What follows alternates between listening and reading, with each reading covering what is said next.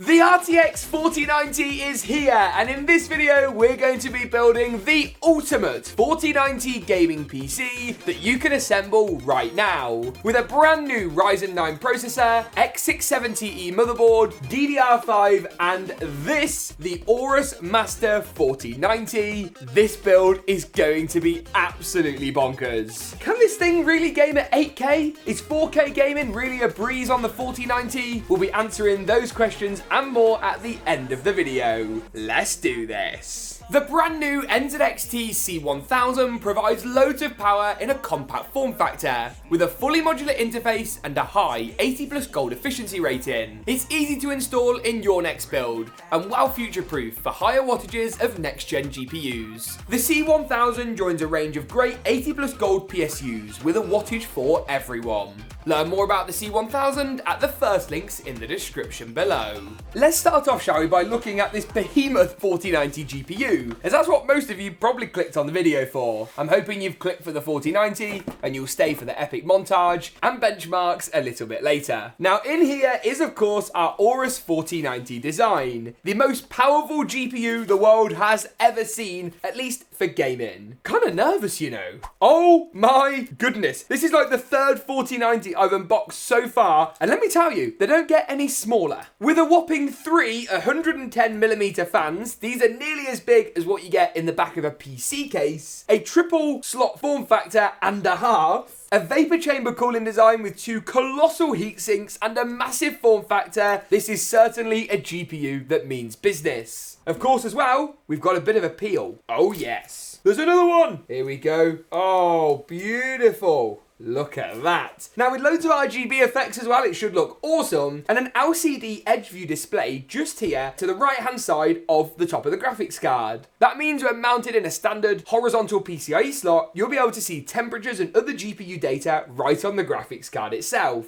The reference design can pull an astonishing 450 watts and requires an 850 watt PSU, while this requires a 1000 watt power supply and pushes the wattage even further. You can either use the new compact 16-pin digital power connection or the included dongle, which splits it into a modest 4 8-pin GPU power connections. Oh my goodness. Now, in terms of the actual technology on this card that makes it so special, you've got over 16,000 CUDA cores, providing a really great jump from the last generation.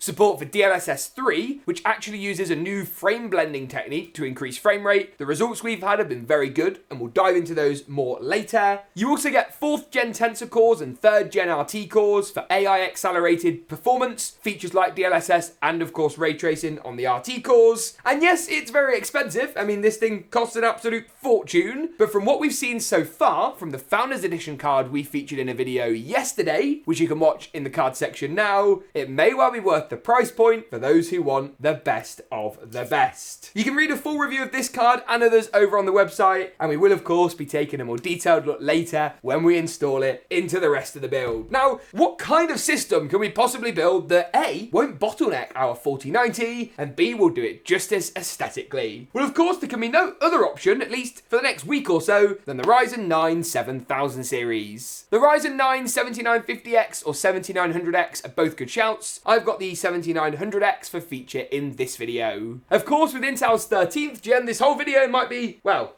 I mean, out of date in a week, but hopefully not. And even if it is, get subscribed so you don't miss our 13th gen content a bit later. For now though, let's deal with what we know to definitively be the best of the best on the market. And the X670 AORUS Xtreme is going to be the motherboard platform we'll be using for our Ryzen 7000 CPU. This motherboard sits on the very top end X670E chipset, standing for Xtreme. Basically, we get a bit more overclocking headroom with loads and loads of power phases on this board, and we also get support for PCIe Gen 5 on both our SSD and on our GPU. It is worth noting that our graphics card only requires a PCIe Gen 4 slot. The power connection is the only Gen 5 bit, meaning a non-Xtreme chipset would also work, as would a slightly older motherboard. We've got 4 RAM DIMM slots here for DDR5 memory, of course supporting the latest AMD EXPO kits. You've got a quick release button for your PCIe slot, allowing you to easily uninstall these very heavy cards, something that's quite important, and features like a Q code display, loads and loads of cooling, in, and if we take a look at the rear I/O, you'll also find yourself with a 10 gigabit Ethernet, loads of USB 3.2 ports, 20 gig USB-C, and Wi-Fi 6E for good measure. Any feature you could want, this board has, apart from USB 4, but there's not really loads of implementations for that yet anyway. Now, these new Ryzen 9 processors are a little bit demanding when it comes to the parts you install with them. In fact, it's the case for the whole Ryzen 7000 series, which is why I can easily recommend this chip, but not the more affordable Ryzen 5 CPU, as you need expensive RAM and an expensive motherboard to really get the touted performance. Thankfully today though, the Ryzen 9 is going to work a charm. And if you're already spending, $600 on a CPU, what's spending a couple $100 more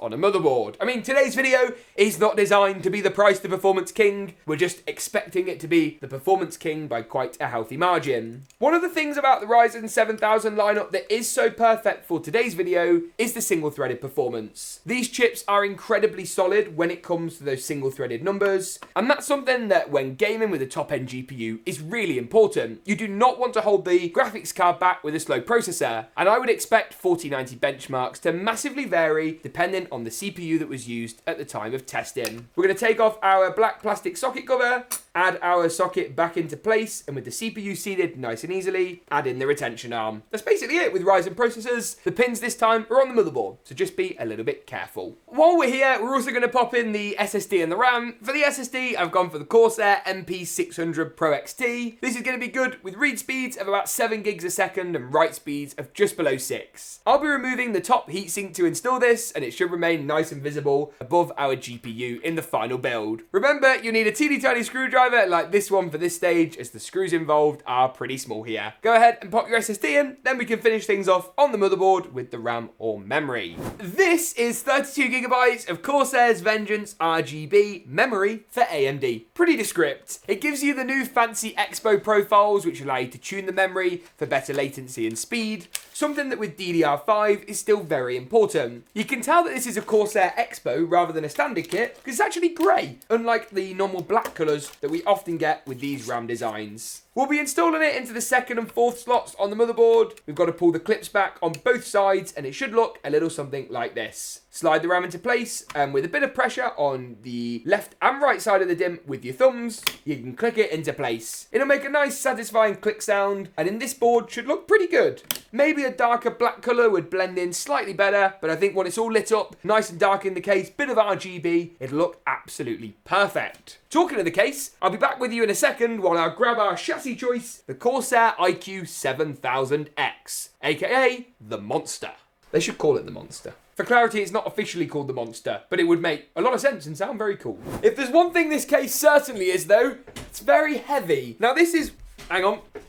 There we are. This, I mean, it's a monster, really. It's basically the best summary. Why have I gone for this case if it's so monstrous and so massive? Well, essentially, these new graphics cards are so big, mainly in terms of their length, that you need a case with good GPU support. Plus, our Ryzen 9 chip runs pretty hot. This takes loads of power. You need a big enclosure to actually get these components to their optimal. There are some good ATX towers that will work, but you often are sacrificing your water cooling space at the front of the chassis. So if you want to go for an AIO, you'll need to ensure there's room for a 360 at the top, as a smaller rad won't cut it on the new processors. Very complicated, I know. We'll link some good case options below. This is one of them. The trade-off is this absolutely huge. Now what I'm going to do is, as usual, strip all the side panels off the case. Because this chassis is so big, they're just massive doors essentially, which you can take off the hinges. If you look at the rear as well, it's even got this little cable management door, which you can tuck all your cables behind and connect up to the included fan hub or iCUE controller, which then has room for up to 6 fans and 6 LED Corsair nodes. Your fan controller then gives you a further 6 fans, making cable management in a system like this.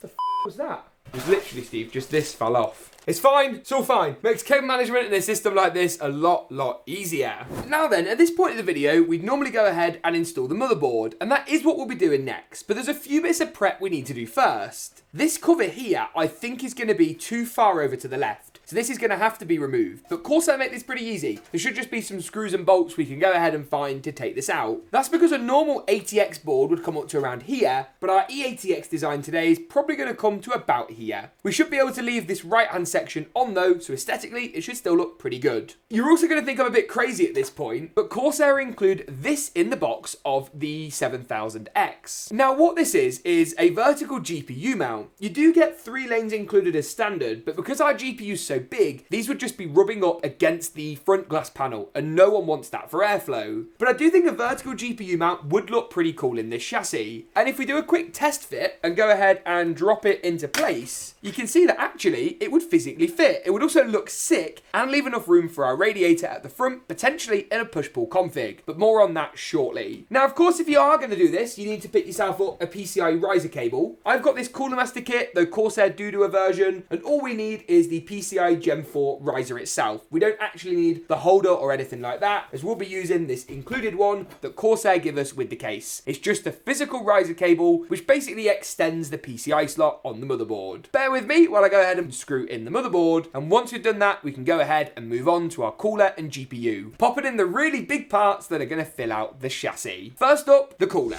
This is the fairly mammoth H170i Elite Capellix. Basically, it's got 3 140mm fans, making this a colossal 420 mils in size. Oh yes, we're going there. Now I'm going to pop this in the, I was going to say the front of the case, but I might pop it at the top, and then our pump's going to be at the lowest point, which is of course great for pump lifespan. We've already got 3 140s installed in the front as standard, so another 3 at the top with our radiator exhausting the fresh air that these ones bring in. Makes perfect sense to me. We'll be adding in our radiator, and then the fans are going to install through to the radiator, clamping it, if you will, to the case. We're going to use the long radiator screws as included and install our lovely black H170i as follows. You can also pick up an optional LCD module, which can be easily added on to the top of the water block if you fancied something just a little bit different in your build. It uses the stock AM5 mounting hardware as well to fasten down, making our installation process nice and easy. And then, when the cooler's in, it's finally time for the moment we've all been waiting for. It's time to put the GPU in, but there is a peel we need to do first. Oh yes, always a peel. Here we go. Wait for it. Come on. Peel. Oh no. Maybe this isn't a peel. Is this a peel? That looks like a peel to you. Gotta be a peel. I'm starting to think maybe this is just a reflective coating on the graphics card. That can't be the case. It looks very like peel territory. It's also a fingerprint magnet. It would make no sense if, then again though, there's no pull. Maybe there isn't a peel. We'll figure that out at a later date. For now, we're gonna go ahead and install the GPU. Now, we're gonna pop it in this second recessed vertical GPU mount, and here, I'm not being funny, it looks sick. I'm gonna add in our PCIe riser cable into the very top slot, just because it makes sense to pop it into this one, and then admire just how good our handiwork looks. Now then, to wrap things up before we finally look at the performance of the 4090 in a bit more detail, we're going to install the power supply. This unit specifically recommends a 1000 watt unit, which is where the Corsair HX1000i comes in. You get all your braided included cables in this box here, and the power supply over on this side. Really nice and easy, and you can jump in and grab everything you need. In this little accessory box, which Corsair kindly sent over, you'll also find our 450 watt for the 4090 reference design, or up to 600 through the connector, power cable, which just plugs up to the interface on the power supply. This is the really small connector that we're going to put into the GPU and hopefully be able to hide away on the basis that the GPU shroud comes up above the connector, meaning we don't need a fancy braided one or anything like that. In fact, I would stick with first party cables for this connection for now, until really good examples of the braided extensions come along a bit later. I'm going to whack the power supply in and then rejoin you in just a moment for the benchmarks, but first, we've got to see how good this thing looks in the only way we know how. It's montage time.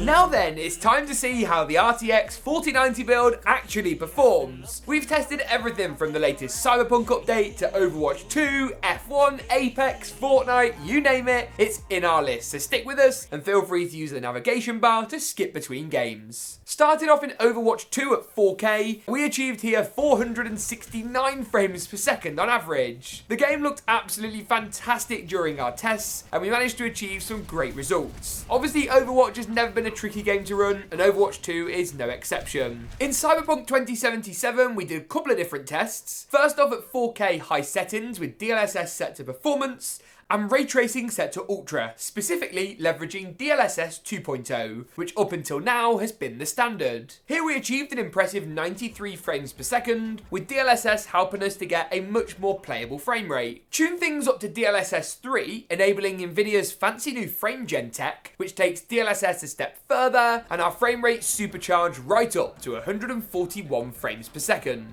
Very, very impressive indeed. It's a similarly positive story jumping through into Formula 1. The latest F1 2022 title at 4K using the ultra high preset, we managed to pull in over 200 FPS, 227 frames per second to be precise. Moving through into Spider-Man next up, here at 4K high settings with DLSS enabled, we pulled in an impressive 158 frames per second. This was with no ray tracing on, but turning that on dropped the frame rate by about 45 or so, and still gave us a more than respectable 110 FPS. Remember, that's at 4K high settings, everything set right to ultra, and the game running in the worst possible scenario. Apex Legends was once again a positive story, 4K high in this title, delivered us 186 FPS on average, with strong 90 and 99th percentile results for good measure. If frame rate's what you're after, our next title is sure to cater to you, Valorant. Here at 4K high, we pulled in 510 FPS on average. I'm not being funny, that's not a frame rate, that's like a Cinebench score. I mean, 510 FPS on average is absolutely crackers. In Fortnite next, at 1080p competitive settings, here the frame rate was still very good, but definitely a little lower, 337 to be precise on average. We were very impressed with the results we managed to achieve here. This is where you tune everything to low except the render distance, which you set to far. I think at 1080p we're probably experiencing a CPU bottleneck, implying that with a faster processor, maybe the upcoming 13th gen, our RTX 4090 could push itself even further. Finally, to wrap things up, we're also going to test out a couple of older games, COD Warzone and GTA 5. In Call of Duty at 4K high settings with DLSS set to performance mode, just regular DLSS 2, no DLSS 3 at play here, we pulled in 215 frames per second on average. Oh my goodness, the game looked awesome. You're going to have to buy yourself the most expensive monitor in the world to actually be able to enjoy any of these frame rates properly. Finally, we also tested out GTA 5. It's a game which caps out around the 180, 190 FPS mark, and here at 4K high, using the game's inbuilt benchmarking mode, you guessed it, we basically hit the cap. 182 FPS on average, with all of our frame rates today tested using MSI Afterburner's Riva Tuner and Nvidia FrameView. Is this graphics card crazy? Yes. Should you buy it? Well, that depends how much money you've got to burn. Nvidia have created a true top-end graphics card that kills out any of the competition. You've just got to be able to afford it. You can buy all the parts mentioned, or at least check the latest pricing down below. Thanks for tuning in. Make sure to get subscribed, and as always, we'll see you in the next one.